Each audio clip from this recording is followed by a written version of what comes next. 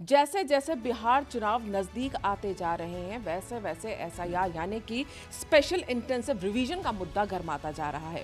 Social media पर तो मैं देख रहा था कुछ लोग कर्नाटक, ऐसा भी कर्नाटक के बारे में कह रहे थे, मगर एक राहुल गांधी जिसे राजनीति का पैंतरा समझ रहे हैं, जैसे समझ रहे हैं बम का धमाका, धमाके की धूम मोहल्ले में होनी चाहिए थी, बाकी लोगों को देखना चाहिए था, मगर अपने घर में बम फोड़ दिया, ऐसा लग रहा है।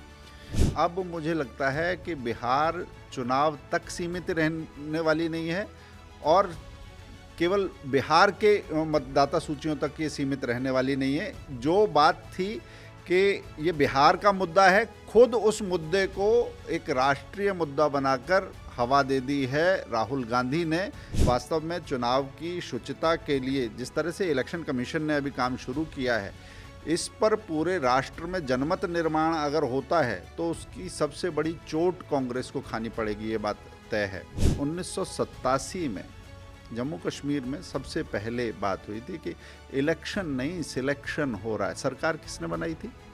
कॉन्फ्रेंस के साथ में कांग्रेस की सरकार थी। कि आप कभी मतदाता सूची पर सवाल उठाएंगे, कभी आप ईवीएम पर सवाल उठाएंगे और अंततः आप इस देश की संवैधानिक संस्थाओं पर सवाल उठाएंगे।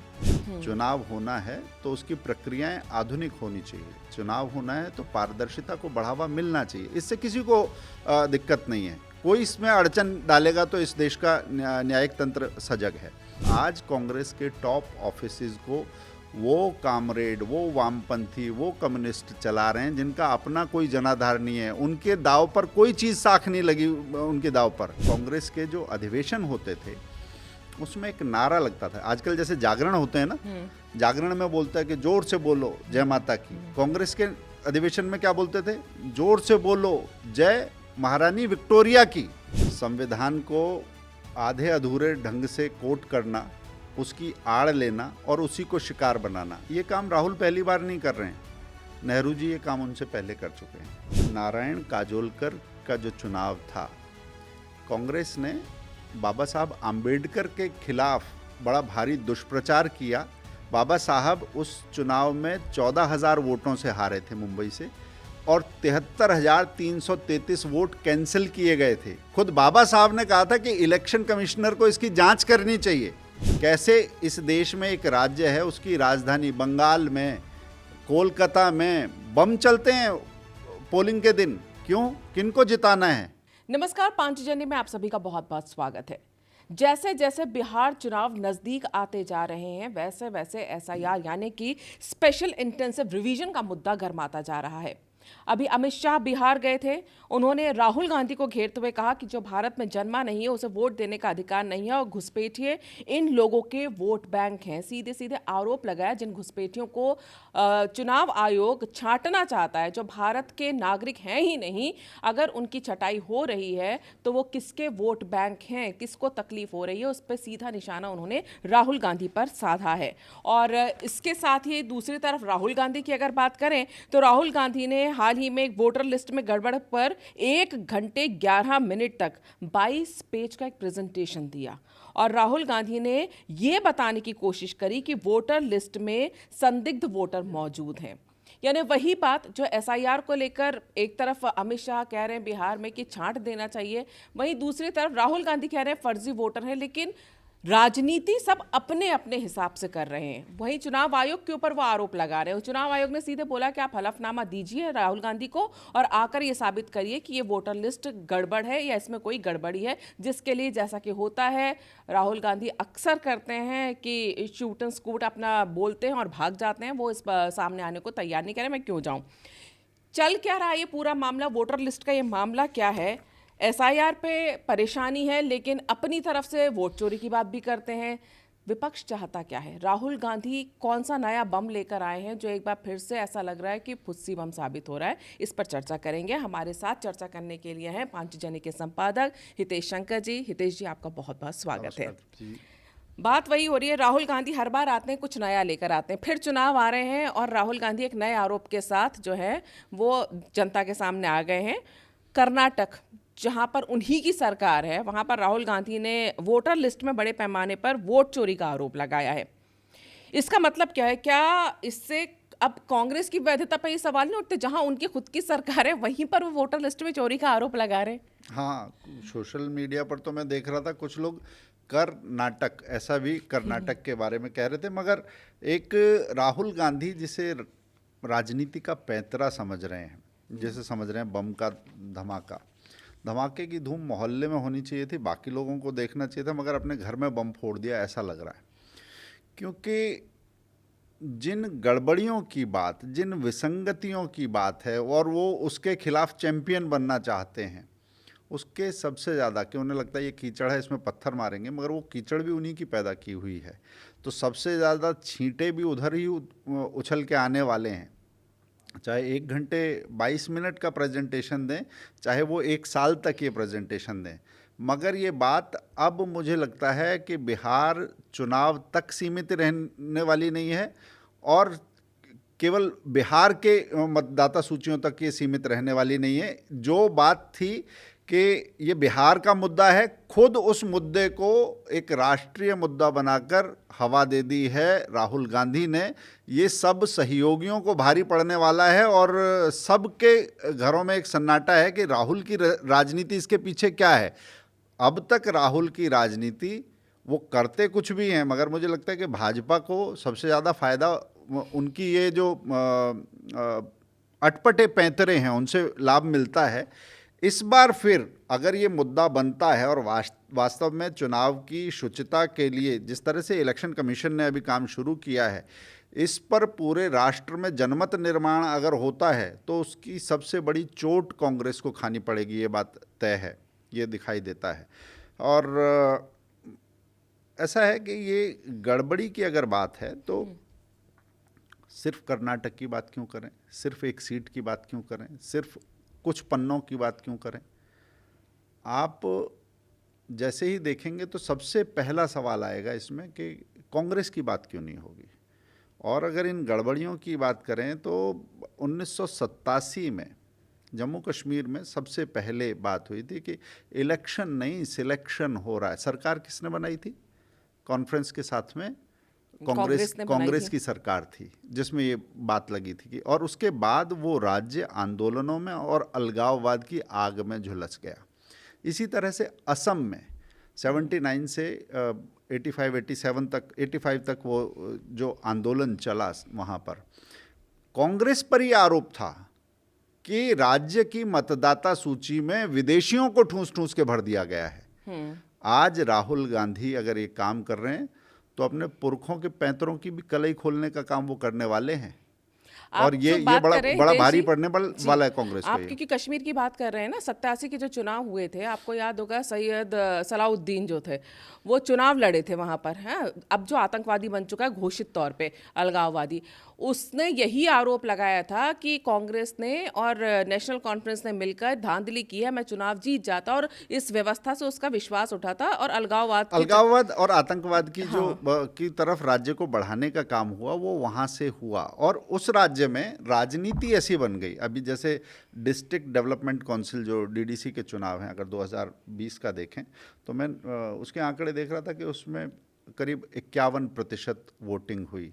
पीछे सरपंचों के चुनाव में हमने एक उत्साह देखा, मगर कश्मीर से जब बड़े नेता आते थे, यहाँ पर गलबहियाँ होती थी उनकी कांग्रेस के साथ, क्षेत्र में नेता बहुत बड़े हैं और वोट पड़ने से भी उनको डर लगता है, सही सूची से भी डर लगता है, सही इलेक्शन से भी डर लगता है। वोट पड़ रहे हैं 6%, 7%, 8%, उस समय पथराव हो रहा है, उस समय बाकी सारे काम हो रहे हैं। और दिल्ली में आके कांग्रेस के शीर्ष परिवारों से उनका तालमेल अच्छा है, इसलिए राज्य की बागडोर वो संभालेंगे जिन पर जनता का भरोसा नहीं है। तो इस राजनीति को पोसा है और आज इस राजनीति को कोसेंगे तो सबसे पहला सवाल उन्हीं से पूछा जाएगा। बिल्कुल सही बात है। और अब्दुल्ला परिवार से तो नेहरू के भी काफ़ी संबंध ऐसे रहे हैं और वहाँ की राजनीति में चाहे वो हरी सिंह को दरकिनार करके, मतलब पूरे राज्य की राजनीति को बेपटरी करने का काम जो हुआ वो चुनाव धांधली से ही शुरू हुआ। और उसका 1987 तो उसका एक बड़ा साल है, उसका कट ऑफ ईयर आप कह सकते हैं। वो जो सबने ये बात कही कि इलेक्शन नहीं हो रहा, कांग्रेस सिलेक्शन की राह पर राज्य को ले जा रही है। अब ये जो राहुल गांधी ने वोटर लिस्ट वाला और वोट जो वोटरों की वोट चोरी का आरोप लगा दिया है।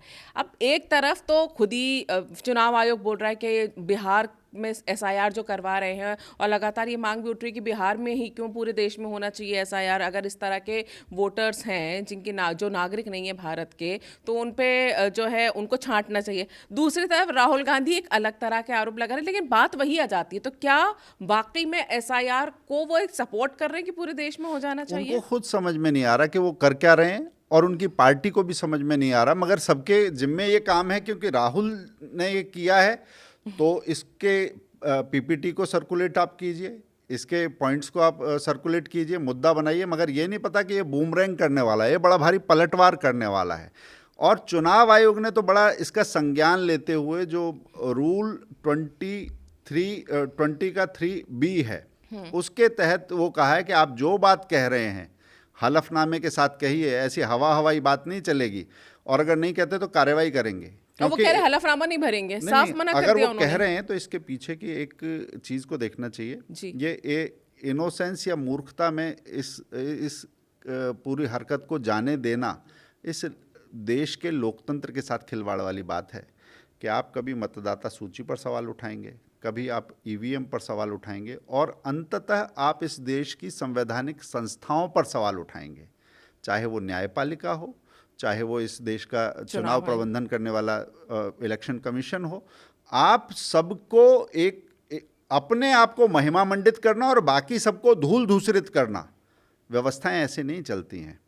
इस देश की संवैधानिक संस्थाओं पर अगर आप उंगली उठाएंगे, अभी 4 दिन पहले झाड़ पड़ी है उनकी, कोर्ट से झाड़ पड़ी है, न्यायपालिका में आप पहुंच जाते हैं किसी भी चीज़ को लेकर। अब इलेक्शन कमीशन पर आप कीचड़ उछाल रहे हैं। अब जब सवाल पूछे जाएंगे तो कटघरे में तो आएंगे, वो पहले संघ से पूछ चुके हैं, वहां पर फजीहत हुई है। भिवंडी वाला जो मामला था, तो माफ़ी मांग रहे हैं, इधर से जमानत पर छूटे हुए हैं, न्यायालय पर कीचड़ उछाल रहे हैं, इलेक्शन कमीशन पर सवाल उठा रहे हैं, मगर खुद उन पर कितने सवाल हैं। इस देश के एक जो व्यवस्थित तंत्र को अव्यवहारिक बताना, उसे अराजकता का शिकार बनाना, वास्तव में ये अराजकता की राजनीति का ही पैंतरा है। और मुझे नहीं लगता कि इसे राजनीतिक सहजता में हुई चूक मान के इसे छोड़ना चाहिए।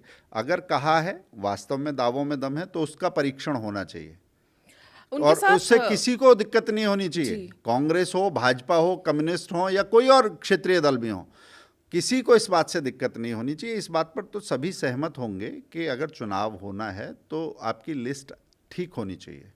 चुनाव होना है तो उसकी प्रक्रियाएं आधुनिक होनी चाहिए। चुनाव होना है तो पारदर्शिता को बढ़ावा मिलना चाहिए। इससे किसी को दिक्कत नहीं है। कोई इसमें अड़चन डालेगा तो इस देश का न्यायिक तंत्र सजग है, मगर यहाँ की संवैधानिक संस्थाओं का अगर आप माखौल उड़ाएंगे तो सवाल आपसे भी पूछे जाएंगे। लेकिन उनके साथ दिक्कत यही होती है कि वो आरोप तो लगाते हैं। आरोप लगाना चलिए विपक्ष का काम है, ये होना भी चाहिए, लेकिन तथ्यात्मक तौर पे कोई चीज़ उनके पास नहीं होती है। तो ऐसे में जो जनता है उसके बीच में विपक्ष की साख खराब होती है, कांग्रेस की साख खराब होती है। अब जो ये वोट चोरी का ये आरोप लगा रहे हैं, फिर बात करते हैं लोकतंत्र की, संविधान की, आप अपने खुद के गठबंधन की भी बात करते हैं। ये आपने इस तरह के आरोप लगा के बिना तथ्यों के, जब आपको चुनाव आयोग बुला रहा है, आप जा नहीं रहे हैं, क्या ये नहीं लगता है इनकी खुद की विश्वसनीयता के लिए, इनकी पार्टी की विश्वसनीयता के लिए, और लोकतंत्र में एक विपक्ष के नेता के तौर पर भी ये इनके लिए खतरनाक साबित हो सकता है? बिल्कुल सही कहा, मगर इसके पीछे का मुझे जो एक ग्रैंड डिज़ाइन दिखाई देता है कि खतरा राहुल के लिए है, खतरा कांग्रेस के लिए है, मगर कांग्रेस को चलाने वाले जो लोग हैं वो कांग्रेस के नहीं हैं। इसलिए वो पूरी कांग्रेस को, राहुल के नेतृत्व की क्षमता को और कच्चेपन को बूझते हुए वो अपने तरीके से कांग्रेस चला रहे हैं। मैं ये कांग्रेस के समर्थक लोगों से भी मेरी जो बात होती है, तो ये चिंता बार बार उभर कर आती है। दिल्ली में अगर आप पत्रकारों से बात करेंगे तो कांग्रेस के का जो एक लंबे समय तक समर्थक वर्ग रहा है, इस देश में सभी परिवारों में एक समय लोग कांग्रेस के समर्थक रहे हैं, इस बात से कोई दो राय नहीं करेगा। मगर आज ये जो छीजन कांग्रेस की तरफ पैदा हुई है, कांग्रेस का राष्ट्रीय सरोकारों से कटना, सिमटना, बंटना, ये सारे उसकी प्रक्रियाएं हैं। और आज कांग्रेस के टॉप ऑफिसेज को वो कामरेड, वो वामपंथी, वो कम्युनिस्ट चला रहे हैं जिनका अपना कोई जनाधार नहीं है। उनके दाव पर कोई चीज़ साख नहीं लगी, उनके दाव पर, उनके पास ऐसा नहीं है। इसलिए वो आज कांग्रेस को भी अप्रासंगिक बना देने की हद तक दाव चल रहे हैं और मोहरा बना रखा है राहुल गांधी के राजनीति के कच्चेपन को।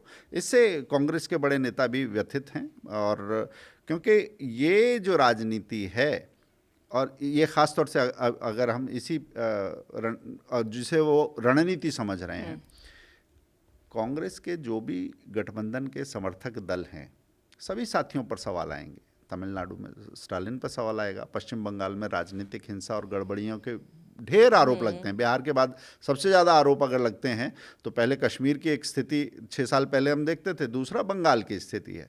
ममता बनर्जी इसे किस तरीके से लेंगी, ये एक पलटवार उनके लिए होने वाला है, और अपने साथी ही उनको छोड़ेंगे, क्योंकि चोट तो उनको लगने वाली है। राहुल गांधी इस एकला चलो की तरह से कहाँ तक चलेंगे? कांग्रेस बहुत सिमट गई है, बाकी सबको चोट देके क्या कांग्रेस का जनाधार बढ़ेगा? नहीं बढ़ेगा। मगर कांग्रेस के टॉप ऑफिसेज इस समय मुझे लगता है हाईजैक हो गए हैं, उन्हें वामपंथी चला रहे हैं।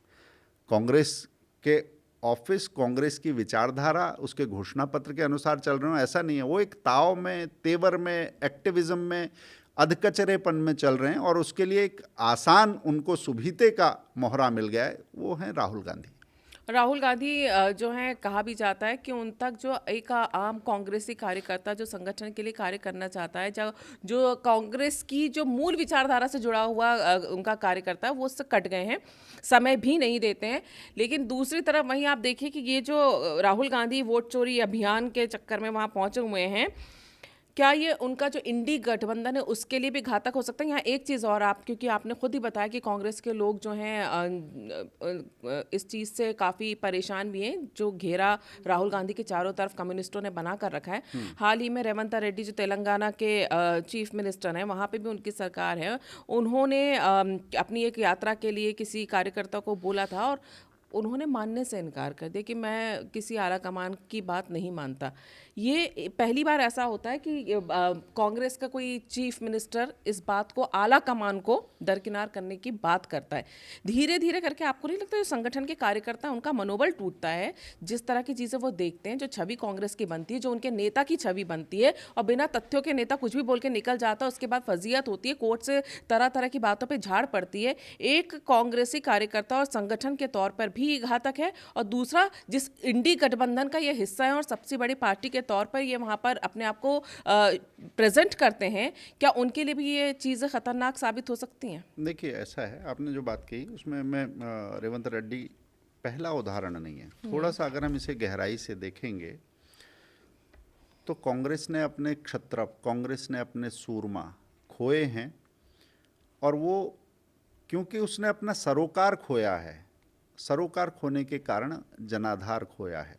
आप जैसे कह रहे हैं कि कांग्रेस का असली घोषणा पत्र, मुझे लगता है कि एक समय वो फ्लेवर, वो चार्म दिखाई देता है जब राष्ट्रीय सरोकारों से कांग्रेस जुड़ी हुई दिखती है। मगर ये बाल लाल पाल वाली कांग्रेस नहीं है। ये एओ ह्यूम के पैंतरों पर ज़्यादा नाचती हुई दिखाई देती है कांग्रेस। कांग्रेस की स्थापना की एक ये सच्चाई है कि कांग्रेस में राष्ट्रीय भाव का जो उदय हुआ, उसी समय कांग्रेस को यहाँ के जनमानस ने स्वीकारा था। उससे पहले तो कांग्रेस के प्रवक्ता बताएं, उसके अध्यक्ष बताएं, कांग्रेस के ऐसे अधिवेशनों का जिक्र है वेडरबर्न के समय पर, एओ ह्यूम के समय पर। कांग्रेस के जो अधिवेशन होते थे उसमें एक नारा लगता था। आजकल जैसे जागरण होते हैं ना, जागरण में बोलता है कि जोर से बोलो जय माता की। कांग्रेस के अधिवेशन में क्या बोलते थे? जोर से बोलो जय महारानी विक्टोरिया की। और एक बार नहीं होता था, दूसरी बार फिर अध्यक्ष बोलता था, आवाज नहीं आई, फिर तीसरी बार भी नारा लगता था, और चौथी बार में वो अध्यक्ष फिर बोलता था, वो महारानी विक्टोरिया जिनके जूतों के फीते बांधने के भी हम लायक नहीं हैं। तो कांग्रेस का वास्तव में जो विदेशी झुकाव था, इस देश से जुड़ाव नहीं था। कांग्रेस उसी तरफ ढहती हुई, लुढ़कती हुई दिखाई दे रही है। कांग्रेस का राष्ट्रीय सरोकार बहुत पहले खो चुका है। रेवंत रेड्डी अकेले मुख्यमंत्री क्यों गिने? जिस समय सोनिया गांधी का विदेशी मुद्दा था, उस समय तारिक अनवर गए थे, शरद पवार ने उसी समय छोड़ी थी, संगमा उसी समय गए थे, बाद में जो क्षेत्रीय जनाधार वाले नेता हैं उनकी बात नहीं सुनना और तुच्छता की हरकतें उनके सामने करना। हेमंत बिस्व शर्मा क्यों गए? इसी कारण से गए थे। और ये भी नहीं कि कांग्रेस के शीर्ष परिवार को बाकी लोगों ने आंखें ना दिखाई हों। गुलाम नबी आज़ाद वो राज्य के मुख्यमंत्री रहे हैं, कि कैबिनेट में यहाँ पे मंत्री भी रहे हैं। आप अमरिंदर सिंह को कैसे भूल सकते हैं? अमरिंदर सिंह, जिस समय कांग्रेस का पंजाब में प्रदर्शन अच्छा था, अमरिंदर सिंह ने वहाँ पर प्रियंका गांधी और राहुल गांधी को घुसने नहीं दिया कि कांग्रेस अपने बूते कर लेगी मगर राष्ट्रीय स्वर को बरकरार रखना पड़ेगा। और अमरिंदर सिंह ने वो स्वर बरकरार रखा। राष्ट्रीय मुद्दों पर उन्होंने सबूत नहीं मांगे। सेना के साथ, साहस के साथ, शौर्य के साथ, देशभक्ति और बलिदान की अगर कोई बात है तो उस समय पंजाब से राष्ट्रीय सरोकार की आवाज़ आपको मिलती थी। मगर वो जो ये बात करेगा, कांग्रेस को जो वर्तमान नेतृत्व है उन्हें वो रास नहीं आएगा। तो कांग्रेस ने अपने ढहने की पटकथा खुद लिख दी है। ये वो टाइटैनिक है जिसमें डूबने का मैकेनिज्म वो खुद ही बनाते हैं। और दूसरी तरफ ये समस्याओं की बात करते रहते हैं कि मतदाता सूची में समस्याएं हैं और इसमें समस्याएं हैं, वोटर लिस्ट गड़बड़ होती है। कांग्रेस इतने सालों तक सत्ता में रही, समस्याएं तब भी थी। जब चुनाव शुरू हुए तब तो कांग्रेस ही पहली सरकार आई थी, समस्याएं तब से चली आ रही। क्या कांग्रेस ने कभी कोई सुधार की पहल नहीं की? देखिए, ऐसा है, अगर आपके पास समस्याएं ही समस्याएं हैं तो समस्या आप हैं, क्योंकि आपको समाधान लेकर आना पड़ता है। आज आप जिन समस्याओं की बात कर रहे हैं, 2018 में इसी मध्य प्रदेश में आपने सरकार नहीं चलाई क्या? 2019 में एनसीपी के साथ क्या आपने इन्हीं मतदाता सूचियों के साथ सरकार नहीं चलाई क्या? महाराष्ट्र में जो चला, अगर किया है तो आपको मतदाता सूचियों के पुनरीक्षण से, पारदर्शिता से घबराना नहीं चाहिए। ऐसे मुद्दे लेकर आना चाहिए कि जिसमें आप बाकियों से बेहतर दिखते हों। यहाँ तो आपका जो प्रयास है वो अपनी ही कलंक कथाओं पे कंबल डालने की कोशिश जैसा दिखाई देता है। तो ये थोड़ा सा मुझे लगता है कि वामपंथी राहुल गांधी का बहुत अच्छा प्रयोग कर रहे हैं और कांग्रेस की जो राजनीति थी वो लीग से भी भटक गए हैं, कांग्रेस से भी कट गए हैं। और इसलिए वास्तव में जो मुद्दे होने चाहिए थे इस देश के लोकतंत्र को मजबूत करने के लिए, कांग्रेस को मजबूत करने के लिए, उन मुद्दों पर किसी का ध्यान नहीं है आज। अगर हम बात करें, थोड़ा सा इतिहास में भी चलें कांग्रेस के, तो जिन चीज़ों को लेकर राहुल गांधी आज सवाल उठा रहे हैं, क्या कांग्रेस के शासन के दौरान जो इतने सालों तक भारत में रहा, 50 से ज़्यादा साल तक, क्या कभी इस तरह की समस्याएं नहीं आई थी? क्या तब इस तरह के सवाल नहीं उठे थे? और क्या विपक्ष ने देश की सुरक्षा, देश की मर्यादा, सबको क्या दांव पे लगा दिया, जैसे राहुल गांधी आज लगा देते हैं? हर जगह जाके संविधान लहराते हैं, विदेशों में जाके भारत को बदनाम करते हैं, हर चीज़ के लिए जो है वो पूरे भारत को बदनाम कर देते हैं। नहीं, मैंने जो बताया, आप बाल गंगाधर तिलक की परंपरा वाली ये कांग्रेस नहीं है। और संविधान को आधे अधूरे ढंग से कोट करना, उसकी आड़ लेना और उसी को शिकार बनाना, ये काम राहुल पहली बार नहीं कर रहे हैं। नेहरू जी ये काम उनसे पहले कर चुके हैं। और अगर आपको याद हो, 1952 का वो पहला चुनाव है जिसमें चुनाव धांधली रिपोर्ट की गई। नारायण काजोलकर थे, दूध का काम करते थे, और नारायण काजोलकर का जो चुनाव था, कांग्रेस ने बाबा साहब आम्बेडकर के खिलाफ बड़ा भारी दुष्प्रचार किया। बाबा साहब उस चुनाव में 14,000 वोटों से हारे थे मुंबई से, और 73,333 वोट कैंसिल किए गए थे। खुद बाबा साहब ने कहा था कि इलेक्शन कमिश्नर को इसकी जांच करनी चाहिए। जेपी ने कहा था कि मुझे हैरानी हो रही है कि बाबा साहब हार कैसे गए, मुझे संदेह होता है, इस चुनाव की जांच करनी चाहिए। तो आज जिस इलेक्शन कमीशन की बात कर रहे हैं, ये जब जितना गहरा जाएंगे, पीढ़ियों और परिवारों तक सवाल सुलगते हुए पलट कर इन्हीं की तरफ आएंगे। संविधान की जो प्रतियां लहराते हैं अम्बेडकर के नाम हाँ, वो पे, आप पॉकेट साइज, सोचिए, जैसे कुछ बच्चे पढ़ाई नहीं करते, वो एग्जाम के समय कुंजी लेकर घूमते हैं, चैंपियन लेकर घूमते हैं, उन्हें लगता है 10 ईयर लेकर घूमते हैं, तो वो किसी तरह से अपना जुगाड़ तो कर लेते हैं, मगर कुंजी, 10 ईयर, चैंपियन या इस तरह की और जो किताबें हैं वो पूरा सिलेबस नहीं होती हैं। जो पॉकेट साइज संविधान दिखाते हैं ना, पॉकेट बुक उसकी, संविधान वो नहीं है। भारत का संविधान कोई प्रतीकात्मक चीज़ नहीं है, वो हम सबकी आस्था का विषय भी है, हमारे विश्वास का विषय भी है। वो पावन चीज भी है, हमारे सबके भरोसे को दृढ़ करता है, एक बड़ी बल की कॉपी है वो। और दुनिया के सबसे विस्तृत और विशद संविधानों में उसकी गिनती होती है। अमेरिका का संविधान छोटा है मगर इसकी गिनती बड़े संविधानों में होती है। उसमें श्री राम के चित्र हैं, कभी राहुल उनका उल्लेख करें, उसमें महावीर के चित्र हैं, कभी राहुल उनका उल्लेख करें, मगर इस देश की संस्कृति, इस देश की परंपरा, इस देश के संविधान की खूबसूरती उन सबसे चिढ़ है। बस एक ढाल के तौर पर संविधान चाहिए, एक आड़ के तौर पर चाहिए, और संविधान पर हमला करने के लिए भी इन लोगों को संविधान ही चाहिए। और ये बातें बार बार एक्सपोज हो रही हैं। सोशल मीडिया के दौर में सूचना की मठाधीशी भी नहीं चल सकती। और मुझे लगता है कि राहुल कांग्रेस के लिए भविष्य की फसल बो रहे हैं, विनाश के बीज बो रहे हैं। लोगों का भरोसा और पहले तो घटा ही है, और भरोसा खो रहे हैं। क्योंकि अगर राहुल गांधी अब संविधान की प्रति लेके घूमे और चुनाव की धांधलियों की बात करें तो उन्हें पढ़ लेना चाहिए कि 52 की चुनाव जो आपने बात की है उसके बाद अंबेडकर कितने ज्यादा आहत थे। 55 साल कांग्रेस के पास ये सरकारें रही हैं। ये अलग अलग राज्यों में उसके समर्थक और साथी रहे हैं। जब ये सवाल आएंगे तो हर तरफ से आएंगे और धीरे धीरे कांग्रेस के इस छीजते जनाधार को ही खाएंगे। और ये सिलसिला रुकने वाला नहीं है, क्योंकि अच्छी चीज़ हुई है कि आप अपनी बिना लोकतांत्रिक व्यवस्था को परिष्कृत किए, बिना उसका परिष्कार किए, किसी का तिरस्कार किए बिना इस व्यवस्था का परिष्कार तो करना ही पड़ेगा। ये संवैधानिक व्यवस्था है, इसे कोई रोक नहीं सकता। कोई राहुल गांधी नहीं रोक सकता, कोई शरद पवार नहीं रोक सकता, कोई तेजस्वी यादव नहीं रोक सकता, XYZ कोई नहीं रोक सकता। ये तो होना ही है। आप इस पर सवाल उठाएंगे और तो अपनी कहानियां कहाँ तक दबा के ले जाएंगे, वो उन सब पर चर्चा होगी। 55 साल तक आप ये चीज़ें ठीक नहीं कर पाए। असम के जो इलेक्टोरल रोल थे उसमें विदेशियों को किसने घुसाया, सिलेक्शन किसने किया इलेक्शन की बजाय, पथराव को बढ़ावा किसने दिया जब वोट पड़ते हैं। कैसे इस देश में एक राज्य है, उसकी राजधानी बंगाल में, कोलकाता में बम चलते हैं पोलिंग के दिन। क्यों? किनको जिताना है? कौन से मतदाता हैं जो उस दिन निर्भय होकर बमबाजी के बीच में निकलते हैं, और बम पड़ते हुए में कौन से मतदाता हैं जो अपने घरों में दुबक जाते हैं? किन लोगों के बूते ये राजनीति चलेगी? ये हिंसा से चलेगी, ये पथराव से चलेगी, ये गड़बड़ियों से चलेगी, ये घुसपैठ से चलेगी। आज राहुल गांधी ये बहुत कहते हैं कि डोनाल्ड ट्रंप के लिए क्या कहना चाहिए। राहुल गांधी को ये बताना चाहिए कि हम घुसपैठियों के को एक वोट नहीं पड़ने देंगे। इतनी हिम्मत अगर राहुल गांधी में हो तो वो डोनाल्ड ट्रंप की बात करें, बाकी सबकी बात करें। घुसपैठियों के बूते कांग्रेस नहीं चलेगी, ये कहने का दम हो कांग्रेस में या किसी और पार्टी में, तो मुझे लगता है कि वो जनता का भरोसा जीत लेंगे।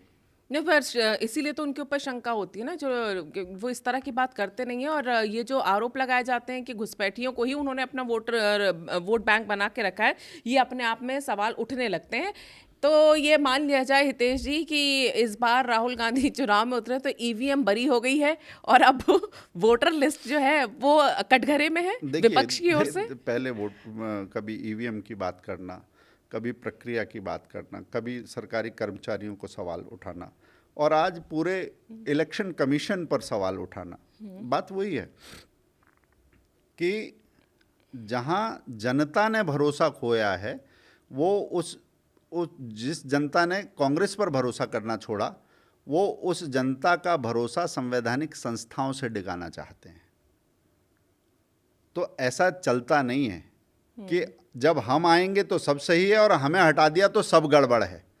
ये अराजकता से देश नहीं चलेगा, ये देश व्यवस्था से चलेगा। और SIR जो है वो व्यवस्था का हिस्सा है, ये मानना चलेगा। और ये PPT दिखाना, पूछने पर भाग जाना, क्योंकि ईवीएम पर तो केजरीवाल जी ने भी खूब सवाल उठाए थे, बाकियों ने भी खूब सवाल उठाए थे, IIT से पढ़े हुए थे, मगर एक पढ़ा लिखा व्यक्ति, एक अपने परिवार के रुतबे की बात करने वाला, राजनीति की बात करने वाला व्यक्ति अगर जनता को बरगलाने के लिए काम करता है और चुनाव आयोग उसे बुलाता है, सवाल पूछता है, न्यायालय में पूछी जाती हैं बात, तो उन बगलें झांकने लगते हैं, वहाँ पहुँचते नहीं हैं, भाग जाते हैं। तो अंततः ये इस दुनिया का सबसे युवा देश है। सवाल जो पूछेंगे लोग वो किसी परंपरा और परिवार से बंध कर नहीं पूछेंगे। सब पढ़ने लिखने वाले लोग हैं। मोबाइल डेटा की खूब खपत बताती है कि लोग तुलना भी जानते हैं, तर्क भी जानते हैं, एक बात को उल्लास में भी आते हैं, मगर अगर देखते हैं गड़बड़ी है तो वो झाग फौरन बैठ भी जाता है। तो मुझे लगता है इलेक्शन कमीशन के विरुद्ध या इस देश की न्यायिक प्रणाली के विरुद्ध या संवैधानिक संस्थाओं के विरुद्ध जो अराजकता का झाग पैदा किया जा रहा है वो झाग बैठ रहा है, और उसके साथ ही एक विद्वेषकारी राजनीति भी बैठ रही है। अच्छा ही है ये लोकतंत्र के लिए।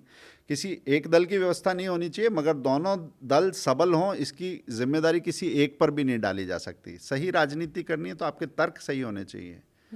आप ये नहीं कह सकते कि जो क्वेश्चन पेपर था उसमें सारे सवाल सिलेबस के बाहर से आए थे। तैयारी तो आपको करनी पड़ेगी, उसी सिलेबस के भीतर से करनी पड़ेगी। बाहर का आए बाएं साएं आप कुछ भी लिखेंगे और आपको नंबर भी दिए जाएं, लोकतंत्र में ऐसा नहीं चलता, व्यवस्थाओं में ऐसा नहीं चलता। जनता वैसे भी बहुत समझदार हो गई है, एक्सक्यूज पॉलिटिक्स नहीं चल पाएगी। हर बार आप ईवीएम पे, कभी वोटर लिस्ट पे, कभी चुनाव आयोग पे, कभी संविधान की का डर दिखाकर अगर आप ये बोलेंगे कि हम इसलिए चुनाव नहीं जीत रहे, तो लोग भी समझते हैं कि आपको अपने अंदर झांक कर देखना पड़ेगा। और मेच्योरिटी की आड़ में अगर आप मिसगाइडेड मिसाइल बनेंगे तो जनता, भारत की जनता तो वो बर्दाश्त नहीं करेगी। आखिर में आपको यही मैं पूछूंगी कि ये जो पूरा विवाद चल रहा है, इसका फ़ायदा किसे है और नुकसान किसे है? किसे क्या फ़ायदा और क्या नुकसान? देखिए, ऐसा है कि इस विवाद में जो तथ्यों के साथ हैं, जो कानूनी प्रक्रियाओं से जुड़े हुए हैं, उन्हें इसका फ़ायदा है। आप कहो कि चुनाव आयोग को इसका फ़ायदा है, तो चुनाव आयोग को पर्सनली इससे कोई फ़ायदा लेना नहीं है, मगर जो प्रक्रिया के साथ रहेगा, कानून के साथ रहेगा, उसे फ़ायदा मिलेगा। भाजपा अगर कहेगी कि मैं सही मतदाता सूची के साथ, हमें उसका भरोसा है और ये प्रक्रिया चलनी चाहिए, राजद भी अगर ये कहेगा तो राजद को मिलेगा। अगर कांग्रेस कहेगी कि नहीं, हमारी तो इस इलेक्शन कमीशन से और इस प्रक्रिया से ही लड़ाई है, तो घाटे में रहना तय है। तो मुझे तो यही लगता है कि अभी आने वाले समय में बिहार में जैसे जैसे चुनाव सामने आ रहे हैं और राहुल गांधी अगर इसी तरह बस आरोप लगाकर भाग जाएंगे, सबूत देने के नाम पर या हलफनामा देने के नाम पर, अपनी बात को प्रमाणित करने के नाम पर अगर वो अपना मुंह छुपाएंगे, तो देश की जनता ये भी देख रही है कि क्या चल रहा है। और घुसपैठियों को लेकर मुझे लगता है ऐसा, हितेश जी, जो भी हम अपने जो पत्रकारों से भी मिलते हैं, जनता से भी हम बात करते हैं, अब घुसपैठियों को लेकर जनता भी जागरूक हो रही है। वो भी चाहती है कि पारदर्शिता बनी रहे, घुसपैठियों को हटाया जाए। घुसपैठियों की बात के साथ एक चीज़ मैं और अंत में कहना चाहूँगा कि जब ये कहानियां खुलेंगी ना, तो इस देश की चुनाव व्यवस्था, आज सवाल आप उठा रहे हैं, मगर इस चुनाव व्यवस्था को बेपटरी करने का काम, जैसे बाबा साहब वाला एक घटनाक्रम था, ऐसा ही एक चर्चित बिहार चुनाव से पहले ये सब हो रहा है।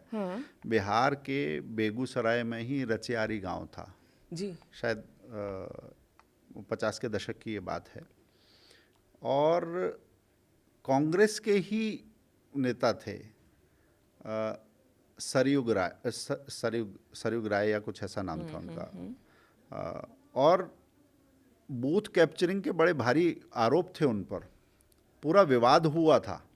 और उसके बाद बूथ कैप्चरिंग का बीज डालने वाला अगर कोई था तो कांग्रेस के नेता ने ये शुरुआत करी। जो भी कोई देखेगा तो मिल जाएगा इसका इतिहास। उसके बाद धन बल से, पैसे से, हिंसा से, माफिया तंत्र से पूरे राज्यों को बीमारू बना देने वाली परिवार पॉलिटिक्स का बीज इस व्यवस्था ने रखा है। आज जो सवाल उठा रहे हैं, बात निकलेगी तो फिर दूर तलक जाएगी, हर कहानी खुल के सामने आएगी। सोशल मीडिया का ज़माना है, लोग बहुत तेज़ी से चीज़ें पता भी कर लेते हैं और तथ्यों के साथ सामने रख भी देते हैं, और वो तथ्य ऐसे होते हैं जिस पर राहुल गांधी कई बार जवाब नहीं दे पाते, क्योंकि हम खुद भी देखते हैं। अब देखते हैं आगे राहुल गांधी की राजनीति क्या रंग लाती है। दूसरी तरफ जो इलेक्शन कमीशन है वो अपना मन बना ही चुका है, पारदर्शिता की जिम्मेदारी इलेक्शन कमीशन के ऊपर है, उसके ऊपर भी नज़र बनी हुई है। साथ ही हम आप लोगों से भी पूछना चाहेंगे कि SIR पर आपकी क्या राय है, और राहुल गांधी की राजनीति के इस नए पैतरे पर आप क्या सोचते हैं? अपनी राय कमेंट बॉक्स में ज़रूर लिखकर बताएं। और अगर आपको ये वीडियो पसंद आया या इससे जुड़ी और भी कोई खबरें आप जानना चाहते हैं, तो वो भी कमेंट बॉक्स में ज़रूर लिखें कि किस पर आप चर्चा सुनना चाहते हैं, देखना चाहते हैं। हितेश जी, आपने पूरी जानकारी दी, इसके लिए बहुत बहुत धन्यवाद। अगर आपको वीडियो पसंद आया तो इसे लाइक करें, शेयर करें और हमारे इस चैनल को सब्सक्राइब ज़रूर करें। नमस्कार।